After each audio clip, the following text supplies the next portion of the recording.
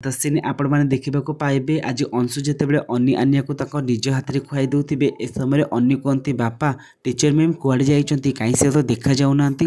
ଆଉ ଗୋଟେ କଥା ଜାଣିଛ ବାପା ଟିଚର ମ୍ୟାମ୍ଙ୍କ ହାତରୁ ନ ଖାଇଲେ ମୋତେ ଜମା ବି ଭଲ ଲାଗେନି ଆଉ ତାଙ୍କ କୋଳରେ ନ ଶୋଇଲେ ମୋ ଆଖିକି ନିଦ ଆସେନି।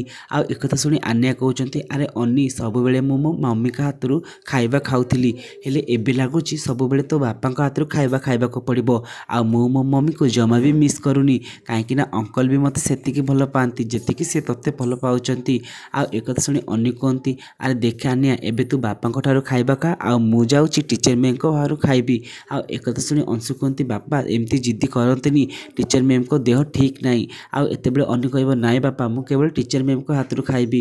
ଆଉ ଠିକ୍ ଏ ସମୟରେ ମଲ୍ଲିକା ଆସି କହିବ କ'ଣ ହେଇଛି ମୋ ପୁଅ କାହିଁକି ଏମିତି ଜିଦ୍ କରୁଛି ଆଜି ମୋ ପୁଅକୁ ମୁଁ ନିଜ ହାତରେ ଖୁଆଇଦେବି। ଏମିତି କହି ସେ ଯେତେବେଳେ ଅନିକି ଖାଦ୍ୟ ଖାଇବାକୁ ଯାଉଥିବେ ଏ ସମୟରେ ଅନି କୁହନ୍ତି ତମେ ତମ ହାତକୁ ସଫା କରିଛ ତ ତମେ ବହୁତ ଅସନା। ଆଉ ଏତେବେଳେ ମଲ୍ଲିକା କହୁଛନ୍ତି ଦେଖ ଅନି ମୋ ହାତ ଭଲ ଭାବରେ ସଫା ହେଇଛି।